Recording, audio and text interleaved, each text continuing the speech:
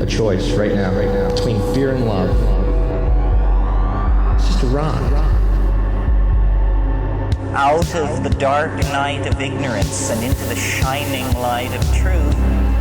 Expounding reality. A population of citizens capable of critical thinking. We don't see things as they are, we see them as we are. There's a level of reality where everything dissolves into an ocean of energy. We empower our experience by insisting on our authenticity.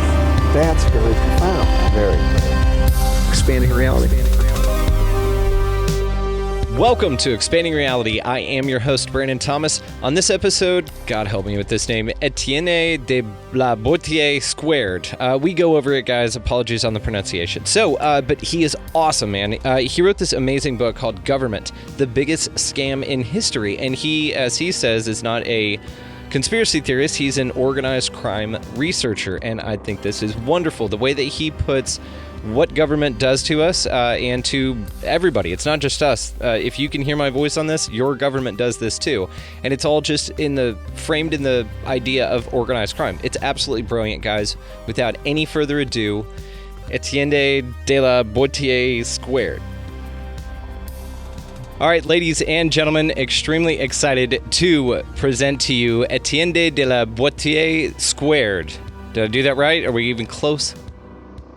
Close enough, and you should probably mention that I'm the author of the book Government, the Biggest Scam in History Exposed at government-scam.com, where I'm exposing that government was never intended to protect life, liberty, and property. It is essentially a technique of what I like to refer to as intergenerational organized crime. And when I say intergenerational organized crime, people willing to lie, use deceit, and hurt you if you don't give them your money. And it is always illegitimate because you can't delegate rights you don't have yourself to a representative or to a government to represent you doing something you don't have the ability to do yourself. You can't be bound by a social contract you didn't sign. And if democracy is two wolves and a sheep deciding what's for dinner, it doesn't matter if everybody agrees that the mob should get to, lynch black folks or rob Peter to pay Paul. Just because the majority wants to do something immoral doesn't make it moral. And so think of government as a technique to rob and control you. And they get away with it, as the subtitle of the book says, because how intergenerational organized crime runs the government and the media, because they're controlling the information that you have received about the legitimacy, the desirability, and the necessity of government using either the mandatory government school, a monopolized media system of 6 companies running hundreds and hundreds of subsidiaries to give everybody the illusion there's all these different information sources in society, or the algorithmic censorship of 2 to 3 dozen what I like to call DARPA front companies on the DARPA internet. Damn. I guess I should have told you this before the show, but this is actually a show where we just discuss Care Bears and their relevance to pop culture and what they do for society. That's like the whole theme of the show. So I think we may have misbooked here. We might want to rethink this, man. Dude, you are awesome. I have heard you on several shows. You're on a bunch of my friends' shows. You're a badass, man. So you reached out. You sent me your book. I am enamored with it. So here it is, guys. I will be linking, of course, all the ways to find this down in the show notes. But dude, the way you lay it out, your ideas, your structure and your setting on this, I mean, just it's full of memes. It's very approachable. So tell my audience why you structured your book this way. So, the book is really designed, like I'm assuming at least half your audience already knows, some version of everything that I just said, and they've probably struggled to explain it to their friends, their relatives, their coworkers, et cetera. And so really, I set out to create a book of, how do you create a book that takes somebody from 0 to 60 in the shortest amount of time. And most people are visual learners. And so in the book, I'm leveraging a variety of different learning techniques and strategies that number one, make the book more approachable. So if you'd given somebody just a text only book, maybe 10 to 15% of your friends would engage with it. But if you give them a picture book, kind of once they pick it up, they're like, oh my God, what is going on here? And then, whether it's the media ownership charts or whether it's the, charts showing the monopoly concentration of, of about a dozen, food and consumer goods companies, or, whatever it is that catches their attention, then it's kind of executive summaries, bullet points, but with hypertext links and the PDF version of the book to all of the authoritative scholarship. So if anybody goes, hey, I don't believe that, where's that guy coming from? You can click through, you can see the scholarship, you can see the, the research and the evidence that backs up those claims. And so, the goal, take everybody from 0 to 60 as fast as humanly possible. And we're doing that through, among other techniques, revelation of the pattern. And so the first part of the book takes a look at 20 plus techniques used by what I call intergenerational organized crime. And just to be clear for the audience, when I say intergenerational organized crime, I'm taking that all the way back to monarchy, and we'll just use monarchy as the first intergenerational organized crime. You're gonna give us your money or we're gonna hurt you. And when monarchy fell out of favor, people weren't buying the divine right of kings anymore, then they developed democracy.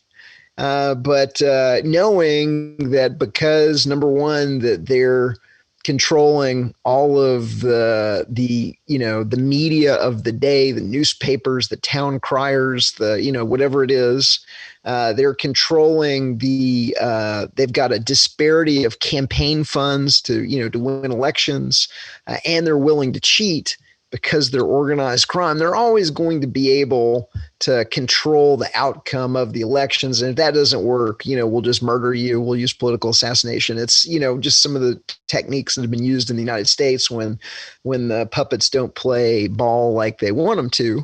And so that is, kind of what I take it back to. And so democracy, as we mentioned, is always illegitimate. You can never have a legitimate moral democracy. You can never have a legitimate moral constitutional republic. You can never have a, legitimate moral socialism or communism, because it's immoral to, and impossible and illogical to delegate rights you don't have yourself to a representative to represent you doing something that you don't have the ability to do yourself.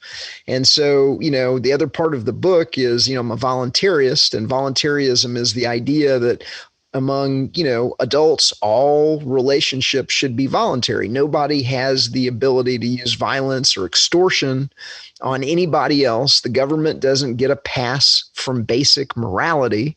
And so the kind of the good news message of the book is the world is a self-organizing system. It produces spontaneous order, and everything that the government does that's legitimate, besides risk redistribution, you can't be, robbing Peter to pay Paul, but whether it be the roads or armed protective services or dispute resolution, which they call courts, or air traffic control, the free market or nonprofits or mutual aid societies or real charities would do a better job than the government is doing, cheaper, better, faster, and that we don't need government, it's just been the biggest scam of all of history, that you have to have a government. And when you really think about it, and you think back to every single political show you've ever seen on the television or the television, that's the one thing that is never allowed to be discussed is government legitimate? Is it legitimate that they get to control us?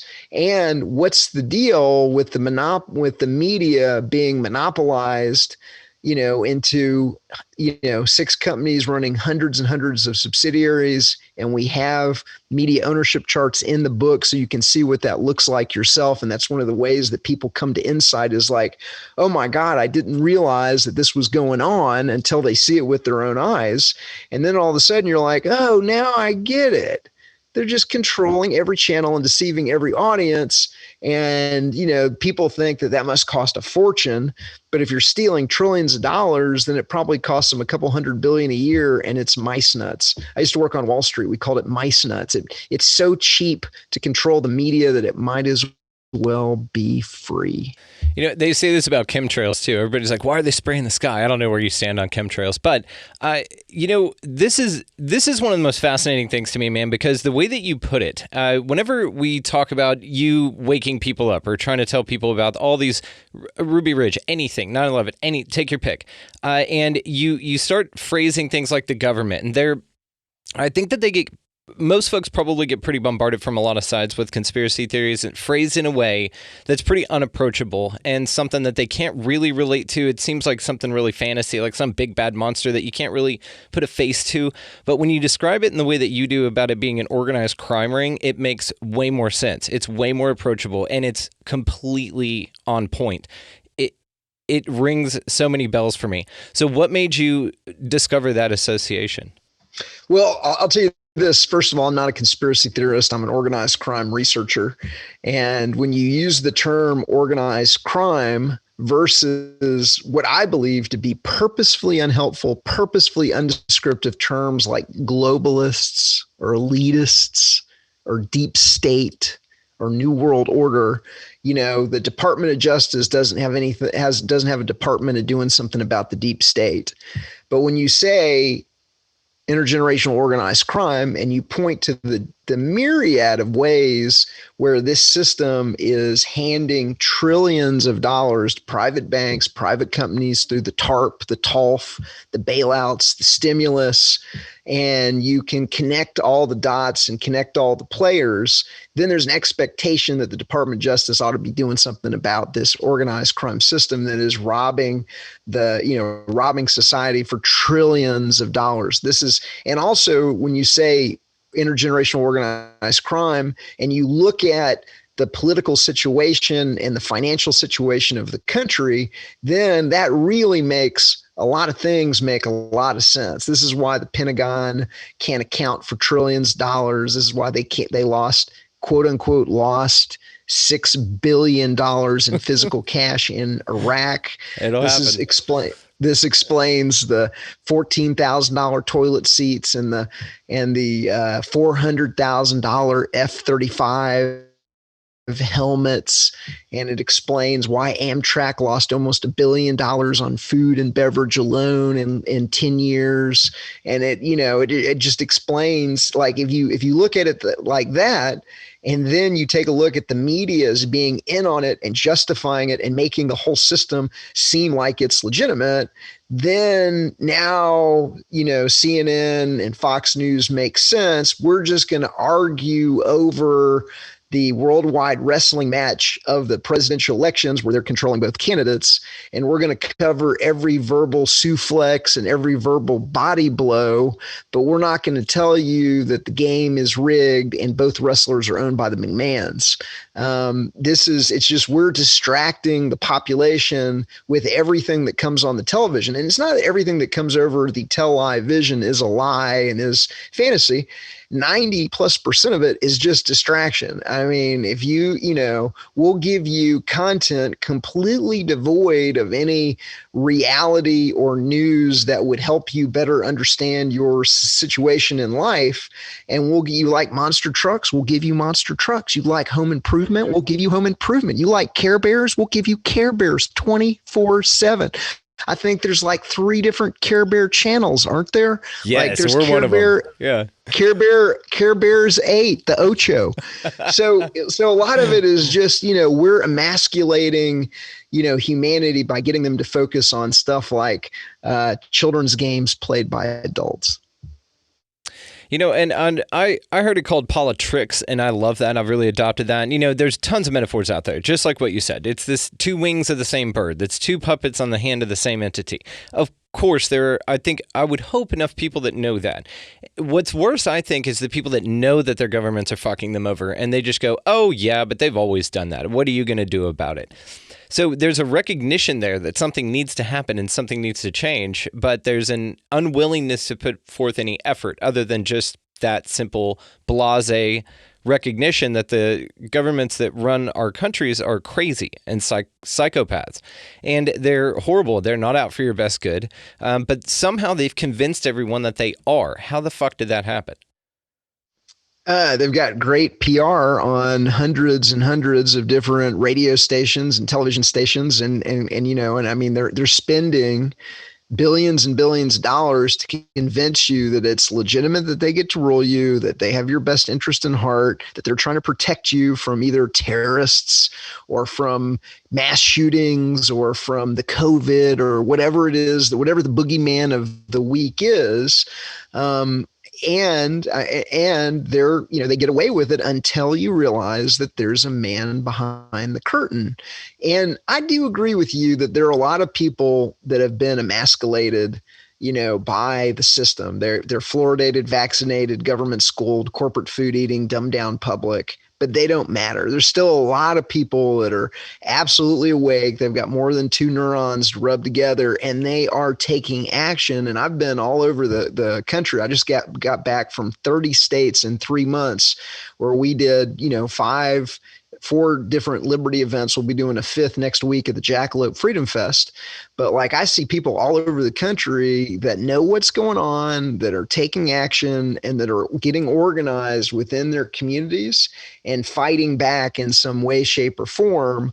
And so that really, really is the good news. And once you realize how the system works, and like I think part of the book, what the book does is it explains, how the magician does the trick.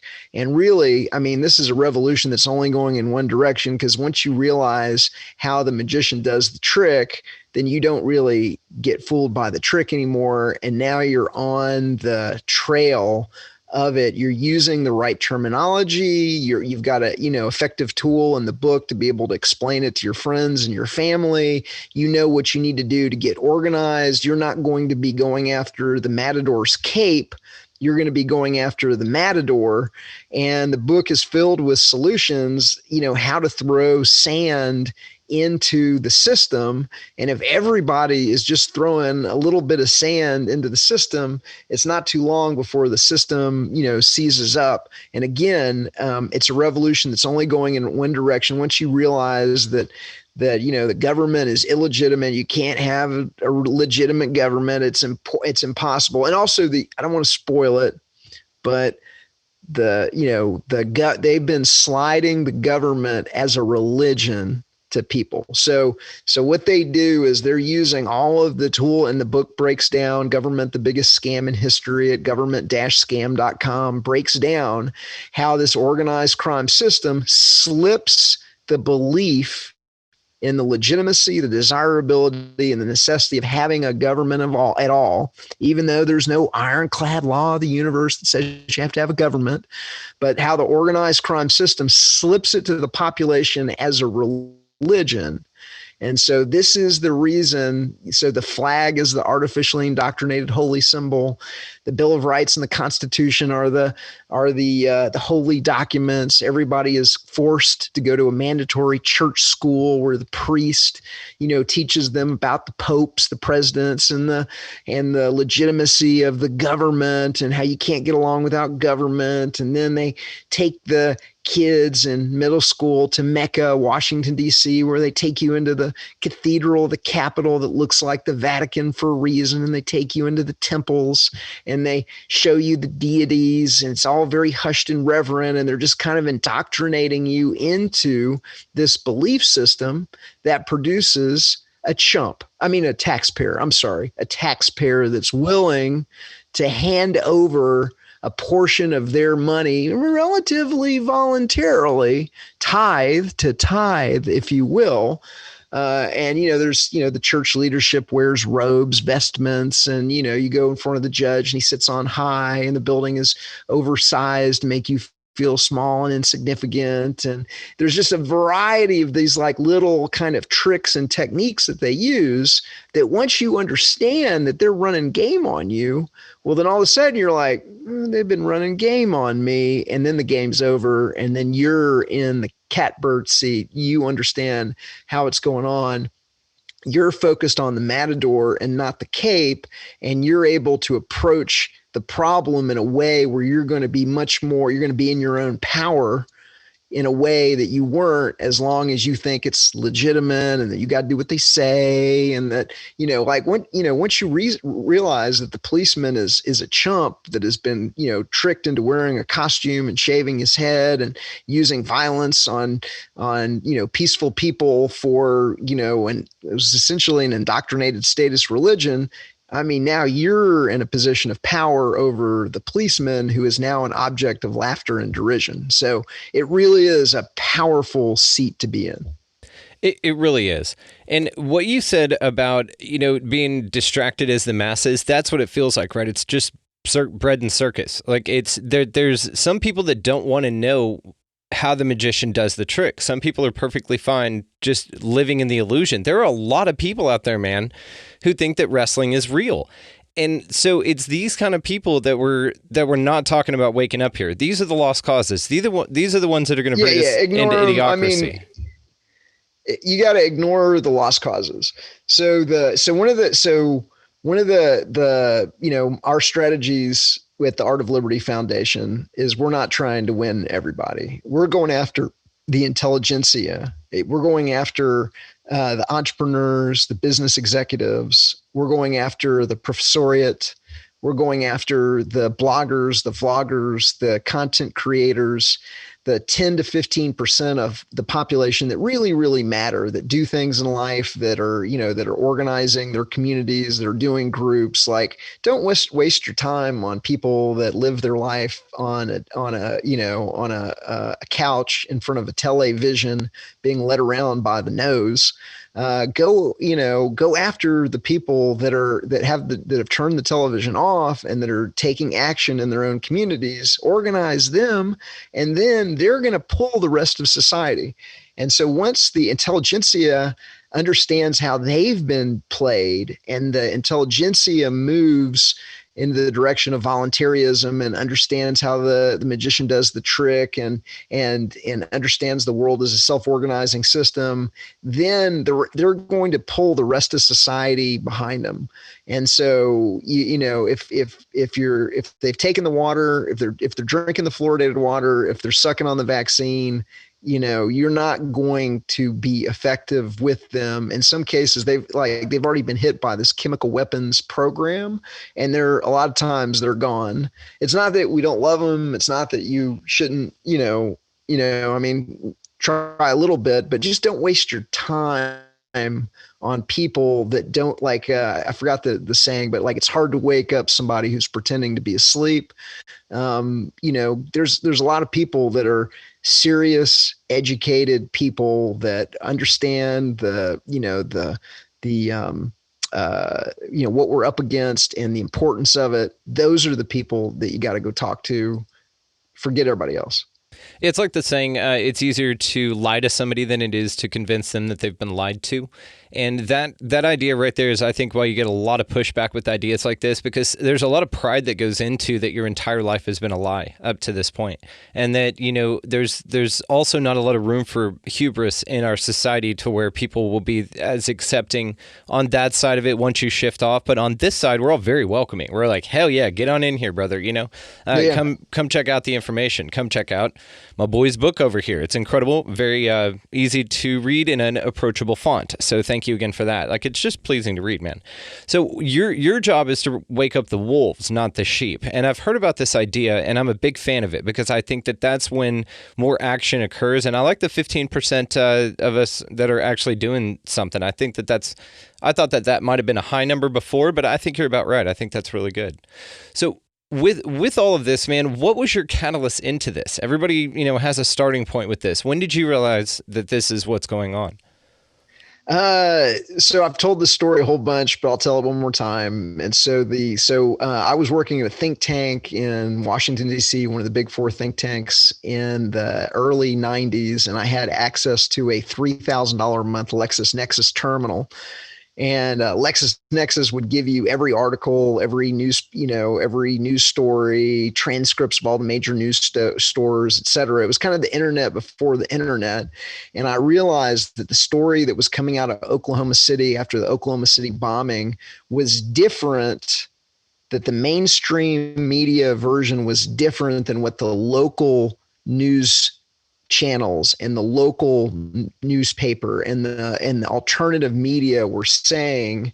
And I began comparing those two and realized that the government had blown up a daycare center in their own federal building to tar what was a developing militia movement after they'd got caught murdering 80 men, women, children at Waco and killing the pregnant wife of Randy Weaver at Ruby Ridge.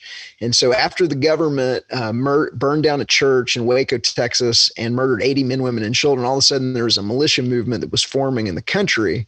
And so they needed to take the wind out of that sails. So they took a sheep dip special X, quote unquote, X special forces guy by the name of Timothy McVeigh. They gave him a legend of being a white supremacist militia man.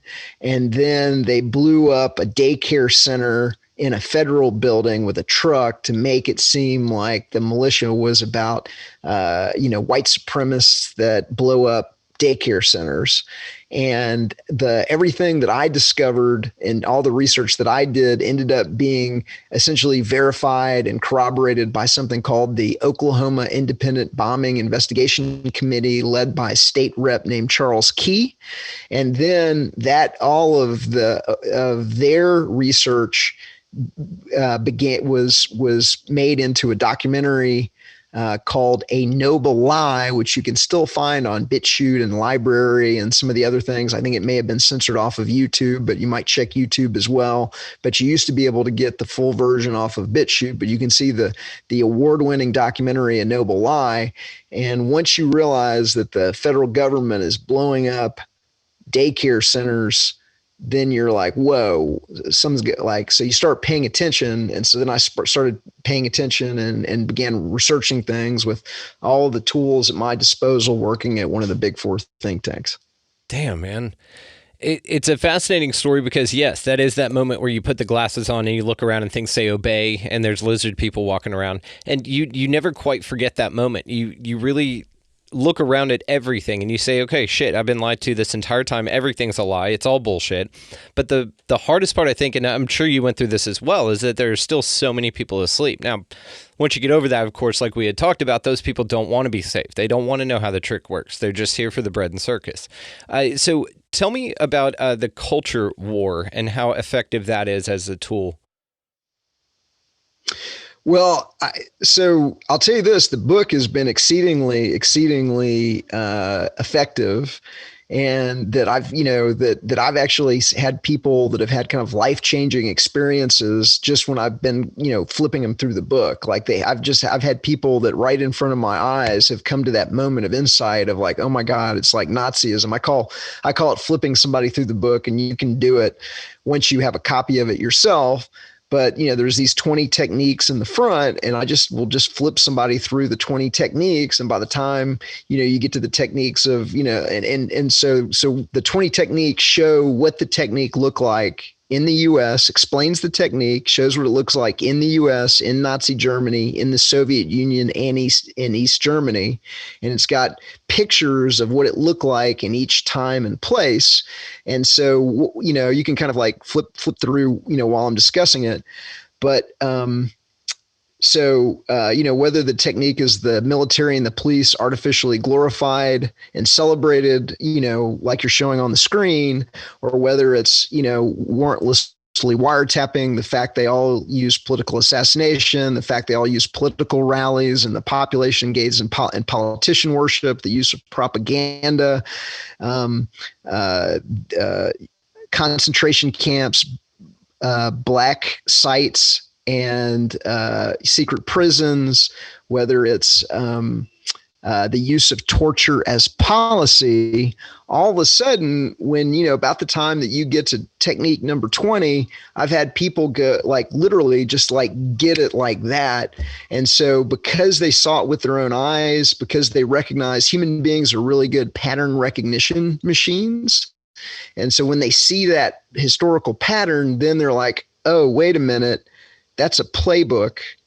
How come the United States is using the exact same playbook as Nazi Germany and the Soviet Union and East Germany? And then they saw it with their own eyes and they get it. The other thing I'm doing with the book is I'm making what was invisible now visible through visualization. And so, if you try and tell your friends and family that there are 6 companies running hundreds and hundreds of subsidiaries to give everybody the illusion that there's all these different information sources in society, they may or may not believe you. But if you show them the media ownership chart that comes in the book, then all of a sudden they're like, holy crap, there's 6 companies running hundreds of subsidiaries to give everybody the illusion that there's all these different information sources in society. What is going on? And because they saw it, they come to that deeper understanding like that, instantaneous understanding, and you don't have to explain it to them. I've got org charts. You go, oh, so you're saying that all of the reporters are in on the COVID and they're all these different publications and all these different reporters and producers and everything that are all in on it together. And then you show them a Bilderberg CFR Trilateral Commission organization chart where dozens and dozens of reporters, editors, and publishers, and dozens of ostensibly independent media, companies are all organized together under these 3 organizations that Jeffrey Epstein was a member of all 3 of these groups. And now you're showing the picture on there, the chart. Now all of a sudden they're like, oh, I guess they are in on it together, and I didn't understand that was going on. But once they see it, they're like, son of a bitch, they just get it. They get how they've been played and how the system works. And so that's been very, very, very effective. We sell an amazing amount of the book to people that are buying what we call a friends bundle. So we've sold in the past, I'm going to say 4 months, we've sold over 650 copies to like 80 plus people that are just handing them out, buying 5s or 10s. We have a donor to the Art of Liberty Foundation that makes it possible for us to cut the price to the bone if you're buying it in 5 and 10 bundles. And so we have people that are putting these in little mini libraries. We have people that are putting these as coffee table books in their Airbnbs. We have people that are donating these to their, library. We have I get, all the time I get people sending me pictures of them putting it into, a little mini library in their neighborhood or whatever. And so people are getting around the algorithmic censorship of the media by, doing things like getting it into like little mini libraries where they can't be censored. And so we're seeing more and more of that. And so the book is getting out into wider and wider circles. I just had somebody buy 10, place the order on the website. It said, hey, I found this, by the way, I found this because, this guy had put it in his coffee shop. The coffee shop owner had made it the counter table book in the coffee shop in Australia. And then that woman went and bought 10 copies. And I don't know what she's going to do with them, but that is the kind of dynamic. And we're getting orders from all over the world. We've had probably 20 different countries in the past 4 months. The book's really blown up in the past 4 months. It's insane, man. The amount of people just over it, and that are really, really looking at this stuff. I'm sure you've gotten an influx of this, just like you were saying with your book. I mean, how many people have approached you that perhaps beforehand were like, he's just full of shit. You're just a conspiracy theorist or whatever. Have you had any flip-floppers come back and actually apologize to you and be like, you know what? You were right. Look at this shit. It's weird. I don't get a lot of that. I mean, I've gotten one or two people have called me conspiracy theorist on, but if you take a look at my videos and there's a couple 100,000, views of either speeches I've given on the book or interviews where I've been interviewed on the book or been on a podcast, 95% are thumbs up, positive comments. So I just got back from Freedom Fest, and I'd say that crowd is probably, 90. Well, no, I'd say that crowd is probably 50% Republican statist, 30% libertarian, and 30% ANCAP voluntarist. Okay. And that we'd be exhibiting. And by the way, the book is almost always the best-selling book at every single conference or event that we've been to for the past 2 years. It's been the number one best-selling book at a dozen plus liberty events all over the country, and even in international events we've done too.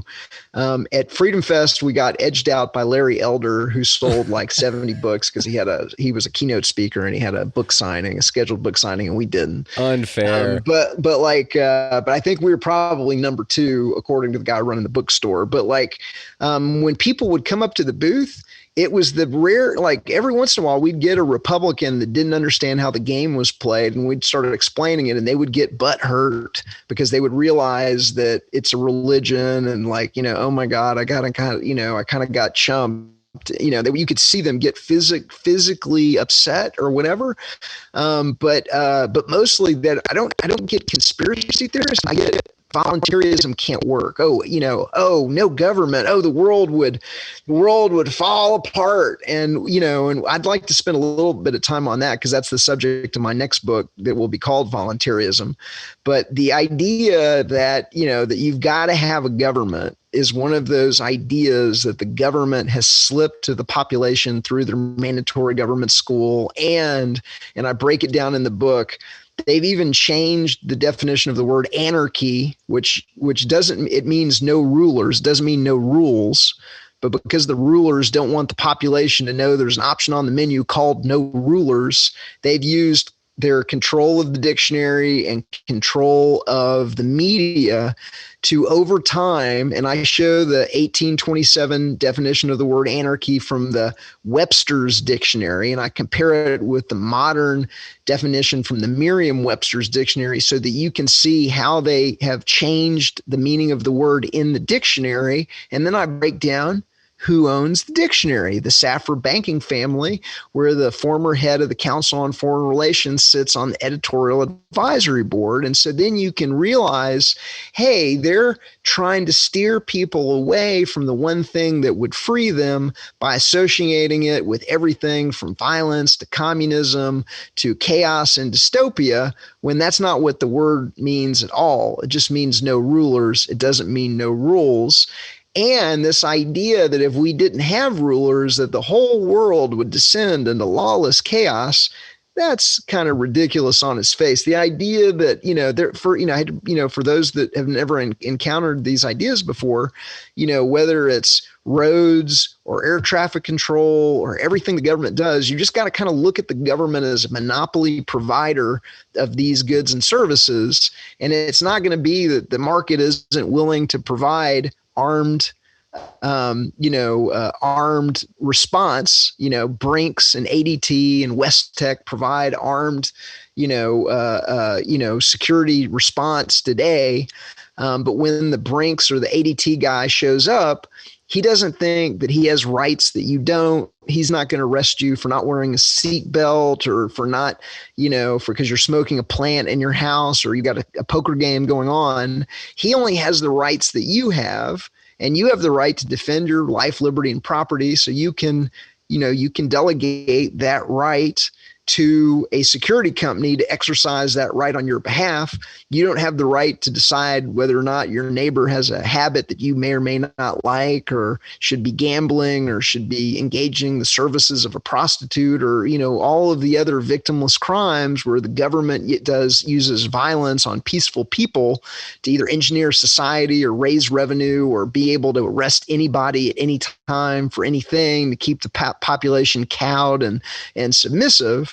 You got to look at them as this monopoly provider, and that everything the government does, from the roads, there were roads before there was government. There was roads in this country. There were turnpikes in this country before there was a federal government or an interstate highway program or anything like that.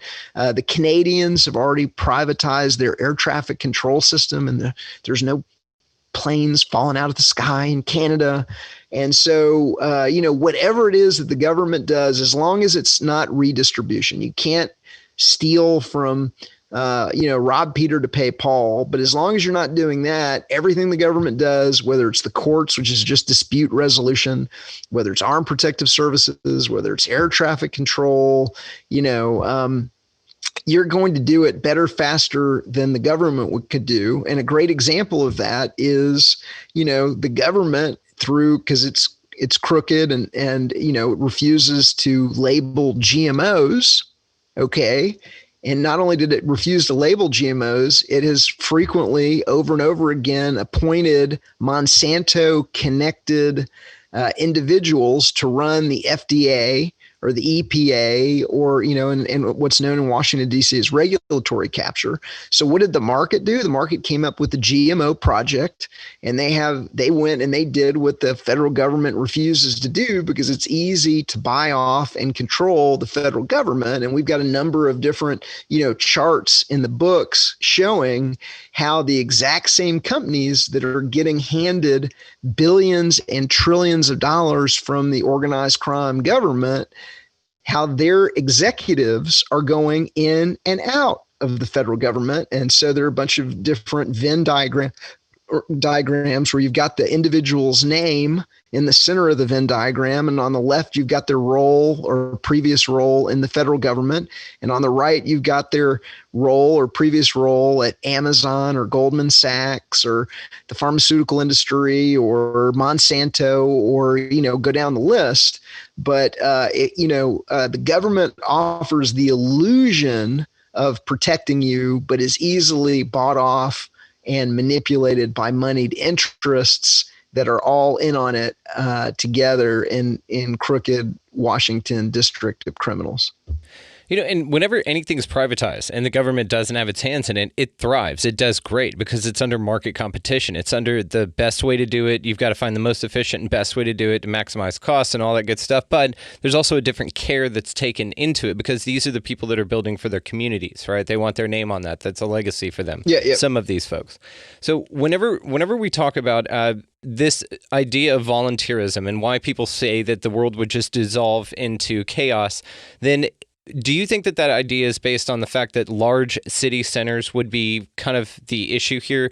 Small communities are more ideal for that type of setup, especially with the type of society that we have or the type of society that has been cultivated for the crazy lizard people running the world. But do you think that it's possible in a large city to do some sort of model like this volunteerism that you talk about? 100%. But the caveat is that the government, through its inefficient social programs that produce the unintended consequences of multi-generation poverty and people being trapped by the system and a crappy, horrible, education system that does not equip them with any, valuable, life skills. The government has created on purpose, I believe, a completely dependent class that clamors for government redistribution. And so absent this organized crime government, producing a crappy education system and trapping people in intergenerational poverty and with social programs that don't work and safety nets that become a hammock and stimmy checks and everything else that it does to screw up the economy. If you got rid of the rules and the regulations, then everything, I think you'd see the economy take off and there would be more than enough opportunity for everybody that wanted to work. Now, there's a huge underclass. And there's a huge amount of people that have gotten used to not having to work. And, they've moved to San Diego where the weather's nice, where they can live off, government largesse and, the kindness of strangers and things like that. And so, what happens when that safety net falls apart? Well, I think there's going to have to be a transition program, but there's just no way to, there's no way you can't stop what I'm seeing, and I go to all these different liberty events, in addition to Freedom Fest. We just got back from the Porcupine Freedom Festival, which went from 1,000 people last year to 2,500 people this year, and they sold out a month before the event. There would have been 3,000 plus if they'd had room for them. Or, we're going to Jackalope Freedom Festival in Baca Meadows, Arizona next week. 2 years ago, there were 200 people. Last year, there were 600 people. I think there's going to be 1,000 people there this year. So these liberty events are blowing up, and people are figuring out all over the world that the government is crooked. The government and the media are in on the COVID and the lockdowns and everything like that. So there's no way of really stopping the population from coming to the understanding in the information age that the government and the media are being run by organized crime, that they've been looting the country, and so what happens after that becomes widely known, whether it's my book that does it or a book that comes after mine, or somebody else that does it, hopefully I'm the straw that breaks the camel's back and widely exposes it. But I don't know, what happens after then, like Neo in the Matrix. All I know is that you can't stop the signal in the information age. There's no way that you're going to be able to hide from the intelligentsia, at least, that the system is corrupt, that it's against their best interests, that it's murderous scum, kakistocracy on top, and that you can't trust anything that comes over, the bought and paid for monopolized media. And so there's going to have to be a transition period, but whether you're in a city or you're in the country, people are going to be better off without government in the long run. There is going to be a transition. I'd like to see there be a laboratory of liberty, and that's one of the things we're trying to do at the Art of Liberty Foundation. Is we're trying to start a think tank to be able to research how do you do the transition, how do you make it the best for everybody. But there's no way to stop the signal. People are going to find out. So kakistocracy. There's one dude that's listening right now that will kick me if I don't ask you at least what that word means. What is kakistocracy? Kakistocracy is ruled by the worst people out there. Kaka means crap shit in Spanish. Okay, shit people. It's ruled by the shit people. And so if you really think about it, like a kakistocracy is a little bit of an umbrella term. If you wanted to be specific, we've got an oligarchical kleptocracy. Oh shit! And an oligarchy is ruled by a few. A kleptocracy is ruled by organized crime. And so it's an oligarchical kleptocracy. But when you say kakistocracy, it is the worst, scummiest people on the planet. That's why they're willing to use torture. That's why they're willing to shoot everybody up with these experimental vaccines and force lockdowns and wage economic warfare against you and to engage in disaster capitalism and break the backs of mom and pop, businesses in favor of these monopoly corporations. And it is the worst scum possible at the top. And the reason that they're at the top is they're willing to use murder and political assassination, and they're willing to put pedophiles into positions of power because they can control the pedophiles that way. And if you're trying to control large amounts of people, because it's a big system that's been around for hundreds of years, and it's well established. And if you're trying to manage, hundreds or thousands of political puppets, you want to make sure, what is the way that this is why there's so many pedophiles in government, from, Denny Hastert to others that we won't get into here, Jeffrey Epstein and crew and before that, because you really want to be able to blackmail as effectively as possible the largest number of these political puppets. And so, it's a kakistocracy or an oligarchical kleptocracy, depending on which you prefer. For our Latino audience, cacastrostia. We'll go with that. I think the idea is incredible, and I completely agree with you. again, the way that you break this down, especially in your book, it's very digestible. It's very incredible the way that you wrote about it, but also just the concept. You could have done this in a type book, and I would have read the shit out of it, man. It's brilliant. Just tying it all together like this. Now, something I am curious about is, let's say, I'm a boundless optimist, by the way. I need to preface this by saying that.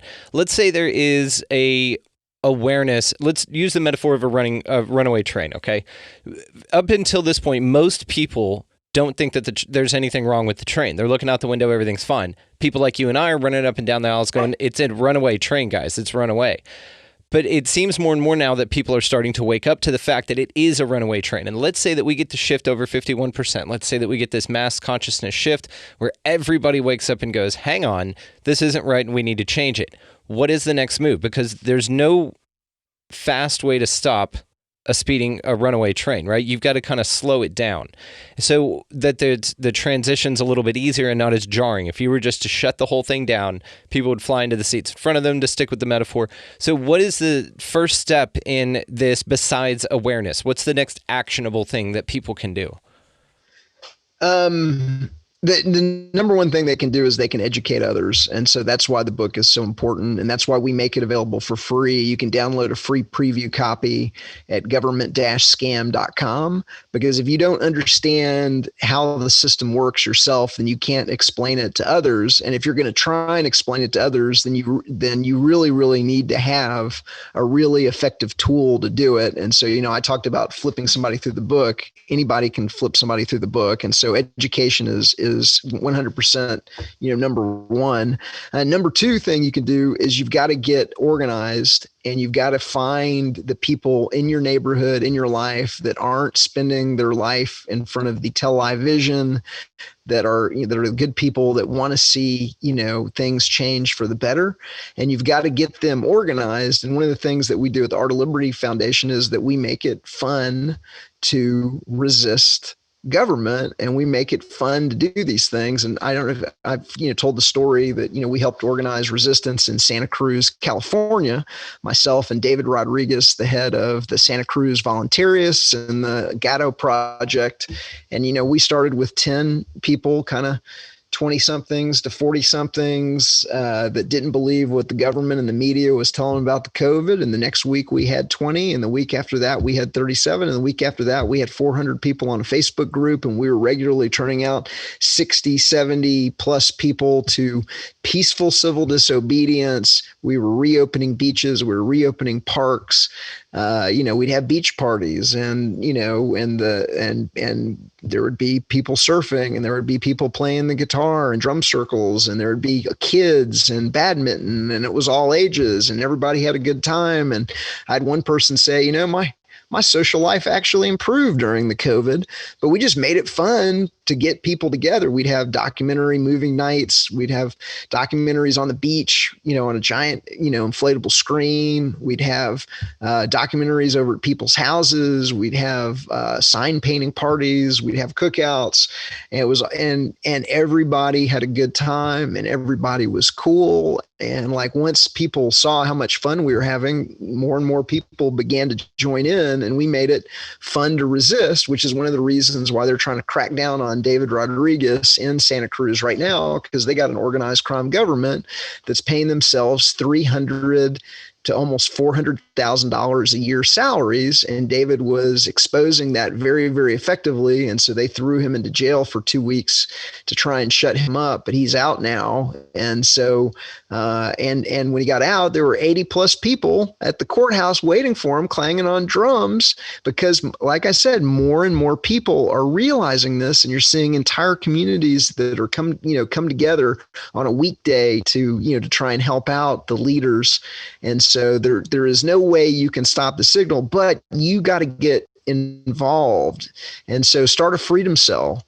Go to freedomcells.org and figure out the people. Use OPSEC if you want, but figure out the people in your neighborhoods. Just start with your closest friends, and just have a party, have a book club. Use Government, the Biggest Scam in History as your book club book, and go through it and talk about it.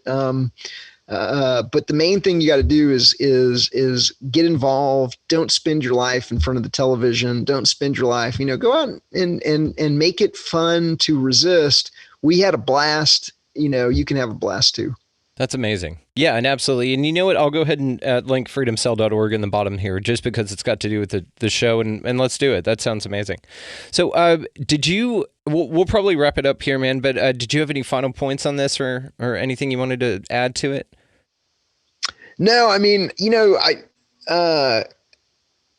I'm very optimistic about the whole thing. You cannot stop the signal in the information age. You can try and, they can, even if they censor us on YouTube, we'll go to BitChute. There's now censoring people on BitChute. So now the party is moving over to library. We back up the book with a credit card size flash drive, either 8 gig or 16 gig flash drive that we call the Liberator. And on that Liberator, and on this credit card size flash drive that you can have in your wallet, fits in your wallet, you could be over at somebody's house and you can just take it out while you're hanging out with your buddy and say, copy these 16 gig of files.